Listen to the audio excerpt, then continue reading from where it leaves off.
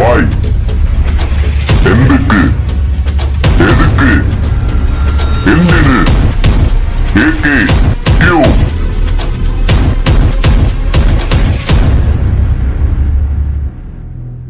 Chennai EPF பென்ஷனர்கள் நலச்சங்கத்தின் சார்பில் உங்களோடு பேசுகின்ற வாய்ப்பை பெற்றதற்கு மகிழ்ச்சி. அனைவருக்கும் நாங்கள் சொல்லக்கூடிய கருத்துக்களை நீங்களும் செவிமடுக்க வேண்டும். மூத்த குடிமக்களை இந்த அரசாங்கம், மத்திய அரசாங்கம் எந்த அளவில் நடத்துகிறார்கள் என்பதை நாம் உள்வாங்கிக் கொள்ள வேண்டிய தேவை இருக்கிறது. தொழிலாளர்கள் தாங்கள் வருமானம் ஈட்டக்கூடிய காலத்தில் அளிக்கக்கூடிய பங்களிப்பின் அடிப்படையில் ஒரு சேமிப்பாக, அந்த சேமிப்பின் அடிப்படையில் அவர்கள் பங்களிப்பு செலுத்தியதன் அடிப்படையில் பென்ஷன் பெறுவார்கள் என்று ஒரு திட்டம் என்பது உருவாக்கப்பட்டது. இபிஎஃப் 1952 உருவானாலும் 71 ஃபேமிலி பென்ஷன் என்று சொல்லக்கூடிய ஒரு திட்டமும் அமுலுக்கு வந்தது. 2014 முன் 1995 இபிஎஃப் பென்ஷன் என்பது உருவாக்கப்பட்டது. இந்த பென்ஷன் உருவாக்கிய போதே இதை ஒரு 3வது சலுகையாக தொழிலாளர்களுக்கு வழங்க வேண்டும் என அன்றைக்கிருந்த அரசாங்கத்திடமே நாங்கள் சார்ந்திருக்கக்கூடிய தொழிற்சங்கங்களின் சார்பில் கோரிக்கைகளை வைத்தோம். அன்றைய தினம் தனியார் துறையில் பணியாற்றக்கூடியவர்களுக்கு பென்ஷன் வருகிறது, துவக்க காலத்தில் இருக்கக்கூடிய பிரச்சனைகளை கவனத்தில் கொண்டு பின்னர் மறுசீரமைப்பு செய்யக்கூடிய வாய்ப்புகள் ஏற்படும். ஆகவே ஆண்டுதோறும் இதற்கேற்ற முறையில் உயர்வும் அளிக்கப்படும் என்று பல்வேறு வாக்குறுதிகளை அளித்து, அன்றைக்கு இந்த திட்டம் விரும்புபவர்கள் சேரலாம், விரும்பாதவர்கள் வெளியேறலாம் என்ற முறையில் அமைய வேண்டும் என்று கேட்டபோது கூட அனுமதி மறுத்த மத்திய அரசு அனைத்து ஊழியர்களையும் இத்திட்டத்தில் இணைத்தது. பல்வேறு மாற்றங்களை உருவாக்கி தரும், பென்ஷன் என்பது உயரும் என்று எதிர்பார்த்த நிலை என்பது மாறி கிட்டத்தட்ட 31 ஆண்டுகளாக 95 நவம்பர் மாதம் என்ன பெற்றார்களோ அதே பென்ஷன் இன்றைக்கும் பெறுகிறவர்களும் நீடிக்கிறார்கள். ஆகவே இது ஒரு பென்ஷனா?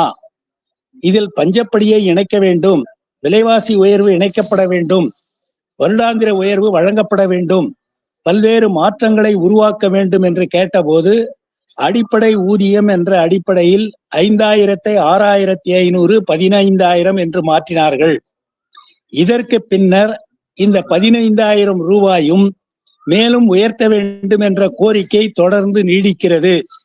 அந்த தொடர்ந்து நீடிக்கக்கூடிய கோரிக்கையை பற்றியும் மத்திய அரசு கவனத்தில் ஏதும் கொள்ளவில்லை.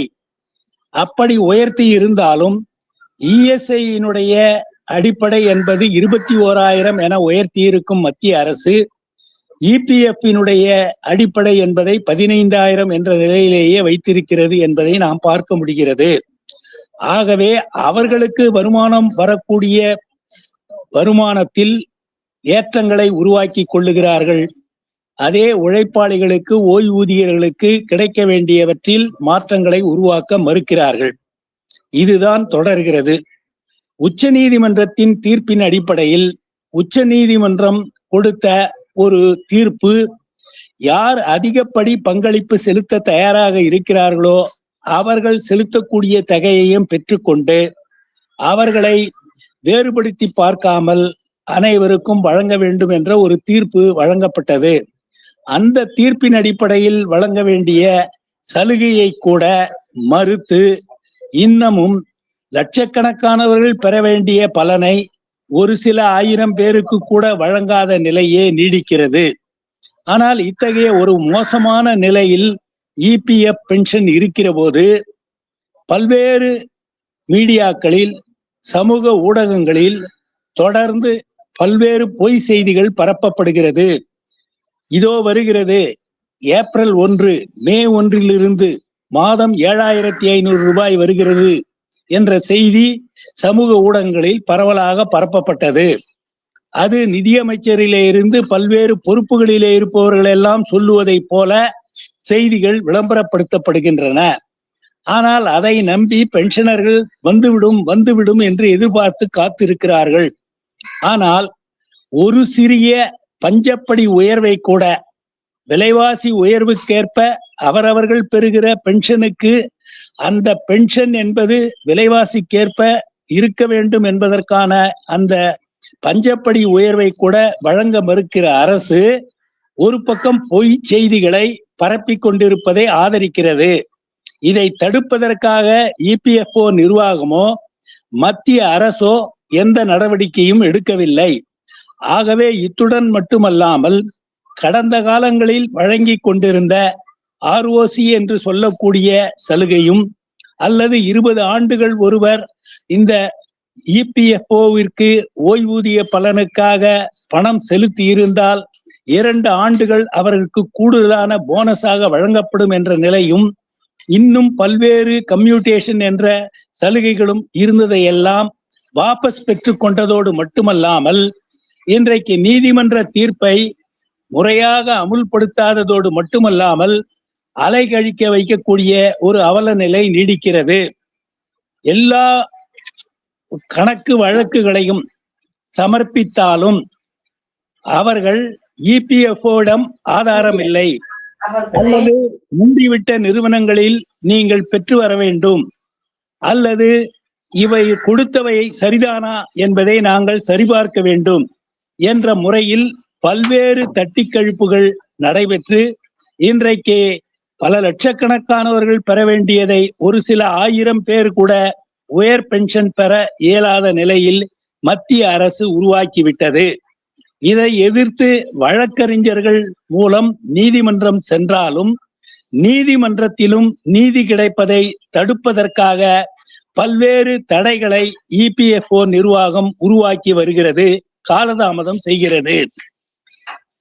தன்னுடைய வாழ்நாள், எஞ்சிய வாழ்நாளில் குறைந்தபட்சம் வாழுகின்ற நேரத்தில் தன்னுடைய சிகிச்சைக்காகவும் மருத்துவ செலவிற்காகவும் தனக்கு கிடைக்கக்கூடிய சலுகைகளை கூட பெற இயலாமல் மூத்த குடிமக்களாகிய இபிஎஃப் பென்ஷனர்கள் பல்வேறு அல்லல்களை இன்றைக்கு சந்தித்து வருகிறார்கள். கொரோனா காலத்திற்கு முன்னால் பெற்று வந்த ரயில்வே பயண சலுகை கட்டணத்தை கூட மறுத்துவிட்டது மத்திய அரசு. அத்துடன் மட்டுமல்லாமல் இவர்களுக்கு இஎஸ்ஐ மூலம் மருத்துவ சிகிச்சையாவது அளிக்க வேண்டும். 1000 ரூபாய் கூட பெறாதவர்கள் கிட்டத்தட்ட 40 லட்சத்திற்கும் மேற்பட்டவர்கள் இந்த பென்ஷன் பெறுகிற இந்த திட்டத்தில் இருக்கிறார்கள். ஆகவே அவர்களை எல்லாம் பாதுகாக்கக்கூடிய முறையில குறைந்தபட்ச பென்ஷன் என்பதை 3000 என்று 2014 பகத்சிங் கோச்சாரியா கமிட்டி முடிவு செய்ததையாவது வழங்க வேண்டும். அப்படி வழங்குகிற அந்த குறைந்தபட்ச பென்ஷனை பஞ்சப்படியுடன் இணைக்க வேண்டும் என்ற கோரிக்கை தொடர்ந்து வலியுறுத்தி அதுவும் நடைமுறையில் இல்லை. ஒரு பென்ஷன் என்பது கடைசியில் பெறுகிற சம்பளத்தில் சரிபாதியாக இருக்க வேண்டும். அதுவும் அடிப்படை சம்பளம் குறைவாக பெறுகிற சாதாரண தொழிலாளியினுடைய ஊதியமான மாத சம்பளம் 18,000 என்பது என்று நிர்ணயிக்கப்பட்டிருந்தால் அந்த 18,000-ல் 9,000-ஆவது குறைந்தபட்ச பென்ஷனாக வழங்க வேண்டும். அது 26,000 என்று மாற்றப்பட்டால் 13,000-ஆக வழங்க வேண்டும் என்பது உட்பட பல்வேறு கோரிக்கைகளை நியாயத்தின் அடிப்படையில் தொடர்ந்து வலியுறுத்தப்பட்டது. ஒருவர் 58 ஆண்டுகள் பூர்த்தி செய்ததற்கு பின்னால் பெறுகிற பென்ஷன் அவர் 70 ஆண்டுகள் நிறைவேறினாலும் 80 ஆண்டுகள் நிறைவேறினாலும் அது எத்தனை ஆண்டுகள் அவர் இருந்தாலும் இந்த பென்ஷன் திட்டத்தில் எந்த மாற்றமும் இல்லை.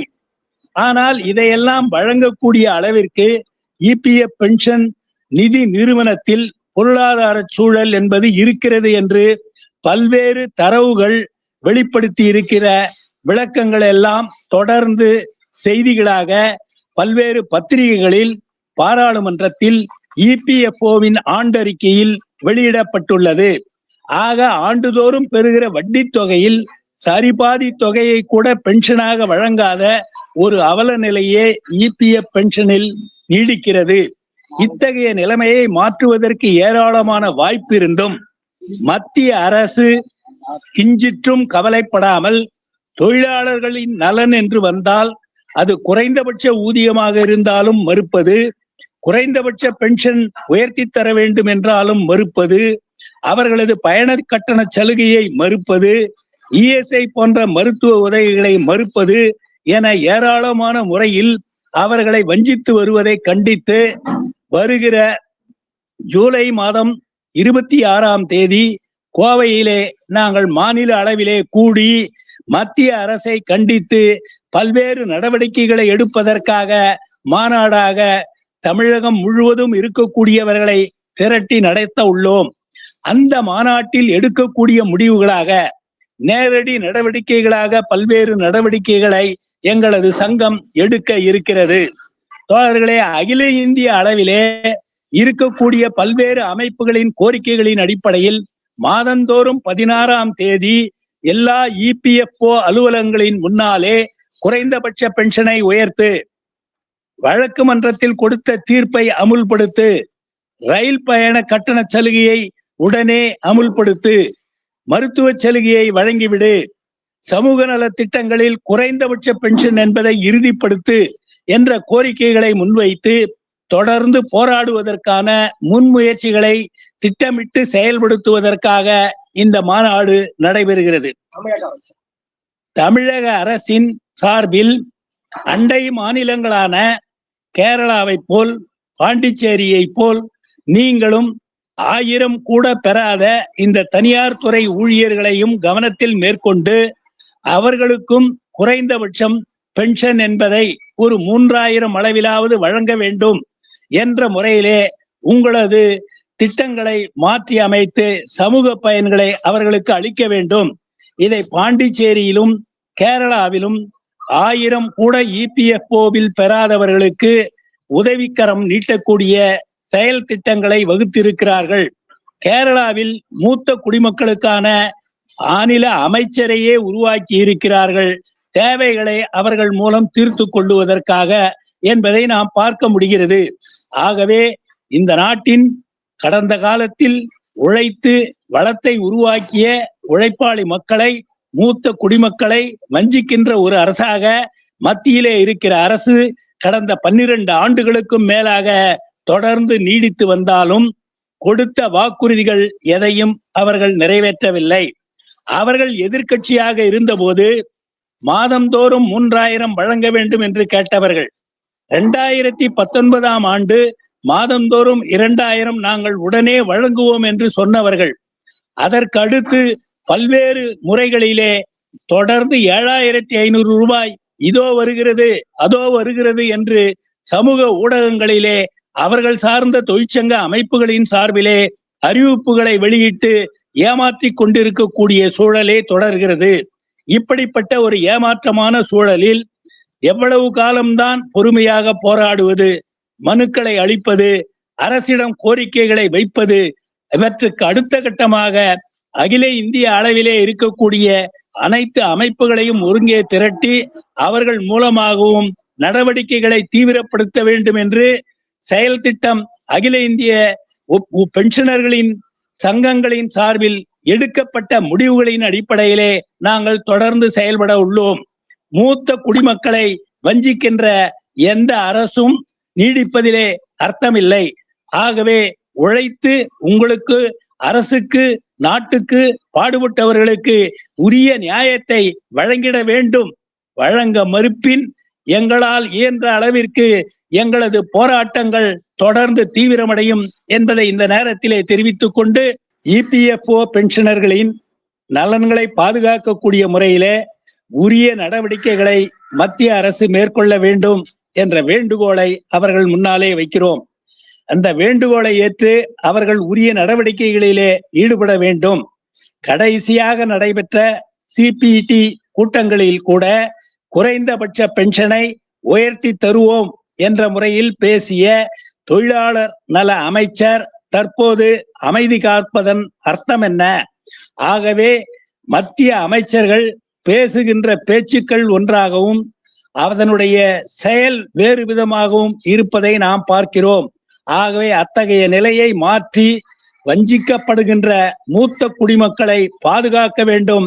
அவர்கள் நலனில் மத்திய அரசு அக்கறை செலுத்த வேண்டும்.